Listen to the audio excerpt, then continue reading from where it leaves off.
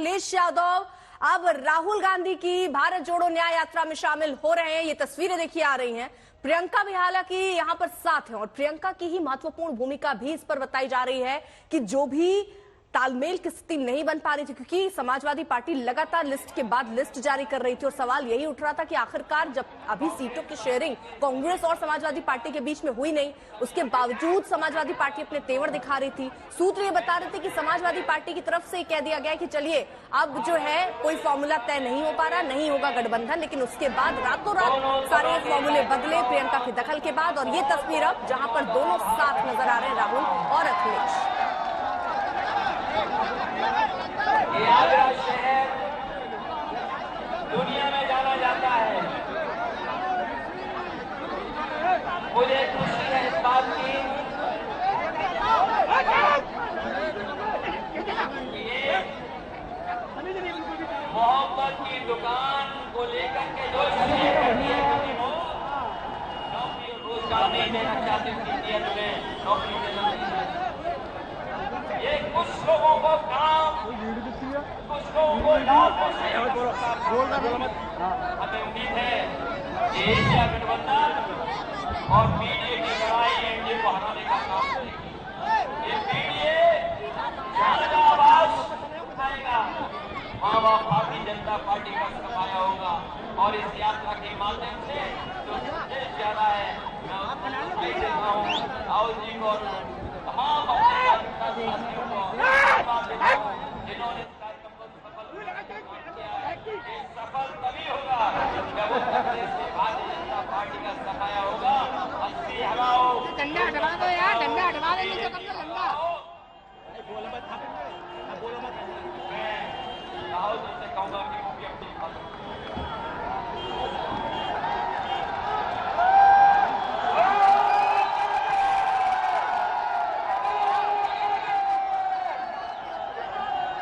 धन्यवाद अखिलेश जी। अखिलेश जी, प्रियंका कांग्रेस पार्टी के अजय राय जी, हमारे सब सीनियर नेता,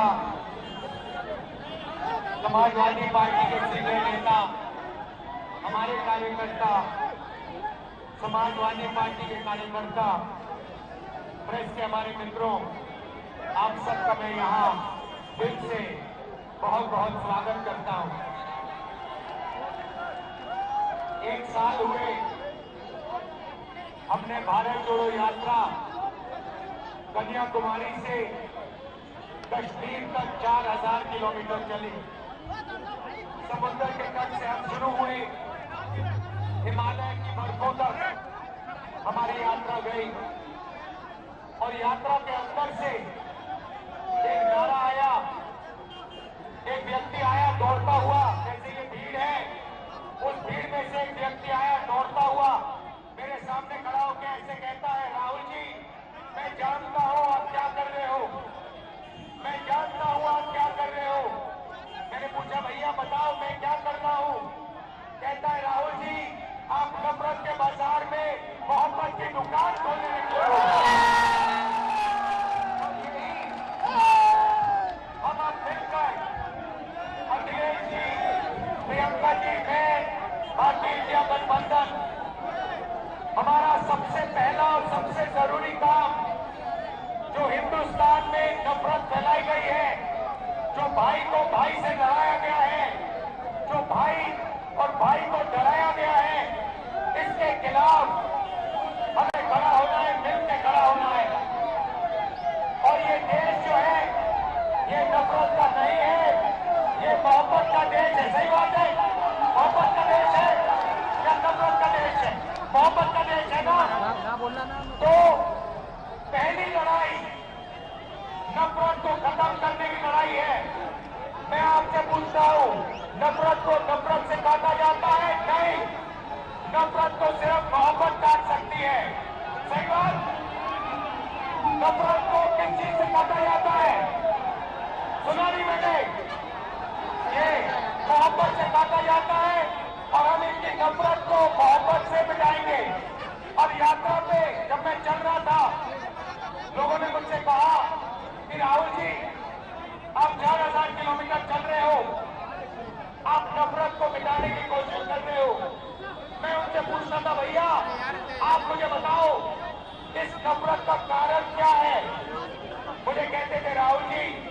इस नफरत का सबसे बड़ा कारण है कि हिंदुस्तान में अन्याय फैल रहा है। गरीबों को अन्याय, किसानों के खिलाफ अन्याय, मजदूरों के खिलाफ अन्याय, महिलाओं के खिलाफ अन्याय। अगर आप गरीब हो, आपके साथ 24 घंटा इस देश में अन्याय होगा। तो नफरत का कारण अन्याय है और इसीलिए हमने भारत जोड़ो यात्रा में अन्याय शब्द जोड़ दिया है। अब यहां भीड़ से मैं पूछना चाहता हूं, इस देश में पिछड़े वर्ग के कितने लोग हैं? कितने हैं? 50%। 50%। इस देश में दलित वर्ग के कितने लोग हैं? 15%। इस देश में माइनॉरिटी सारी की सारी मिला दो, मुसलमान, सिख, ईसाई कितने, जैन कितने हैं? 15%। 50 और 15 कितना हुआ? 65 और 15 कितना हुआ? 8% आदिवासी जोड़ दो, कितना हुआ? कितना हुआ? 88। अब आप हिंदुस्तान की सबसे बड़ी कंपनियों की लिस्ट निकालो, उनके मालिकों की लिस्ट निकालो और आपको दिखेगा कि 88% में से एक मालिक नहीं है आपका। आप फिर सीनियर कंपनी की मैनेजमेंट की लिस्ट निकालो, उसमें दिखेगा 88% से एक सीनियर मैनेजमेंट में आपका नहीं है। फिर मीडिया में जाओ, मीडिया की कंपनी के मालिकों की लिस्ट निकालो, पता लगेगा 88% का एक भी मीडिया का मालिक नहीं, एक भी मीडिया में मालिक नहीं। मीडिया के बड़े बड़े पत्रकारों की लिस्ट निकालो, 88% का एक वहां पे नहीं मिलेगा। प्राइवेट अस्पतालों की लिस्ट निकालो, वहां नहीं मिलेगा। प्राइवेट कॉलेज यूनिवर्सिटी की लिस्ट निकालो, वहां नहीं मिलेगा। तो आप लोग हो कहां? आपके लोग हैं कहां? मैं बताता हूं। आपके लोग मनरेगा की लिस्ट में होंगे, आपके लोग कॉन्ट्रैक्ट लेबर की लिस्ट में होंगे, आपके लोग मजदूरी करते हैं। यही हमें बदलना है। यही न्याय, सामाजिक न्याय का मतलब है। भाइयों बहनों, हिंदुस्तान के बजट को 90 लोग बांटते हैं। सबसे बड़े आईएएस अफसर, मैंने इनकी लिस्ट निकाली, 90 में से 3 पिछड़े वर्ग के हैं, 3 दलित वर्ग के हैं, 1 आदिवासी वर्ग का है। और अगर 100 रुपए बजट में खर्च होता है तो आप सब लोग मिलाकर 6-7% बजट की भागीदारी रखते हो। तो सच्चाई है कि हिंदुस्तान में लंबे लंबे भाषण चलते हैं, मगर जो गरीब लोग हैं, पिछड़े लोग हैं, दलित हैं, माइनॉरिटी के लोग हैं, आदिवासी लोग हैं, उनकी इस देश में भागीदारी है ही नहीं। और यही इंडिया गठबंधन का लक्ष्य है।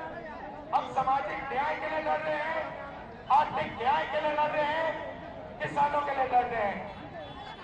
किसानों को सिर्फ एक चीज चाहिए, उन्होंने कहा है कि हमें लीगल एमएसपी दे दीजिए। करेंट सरकार कहती है कि हम आपको लीगल एमएसपी नहीं देंगे, लीगल एमएसपी आपको नहीं मिलेगी। इंडिया गठबंधन ने, कांग्रेस पार्टी ने कहा है जैसे ही हमारी सरकार आई, हिंदुस्तान के किसानों को हम लीगल एमएसपी दिलवा देंगे, 1 मिनट नहीं लगेगा। ये न्याय की लड़ाई है। मोहब्बत की दुकान खोलनी है और मैं अखिलेश जी को, समाजवादी पार्टी के सब कार्यकर्ताओं को, कांग्रेस पार्टी की लीडर्स को, कांग्रेस पार्टी के कार्यकर्ताओं को सबको बधाई देता हूं। और हम मिलकर लड़ रहे हैं और यहां हमारी जीत होगी। धन्यवाद। जय हिंद। नमस्कार।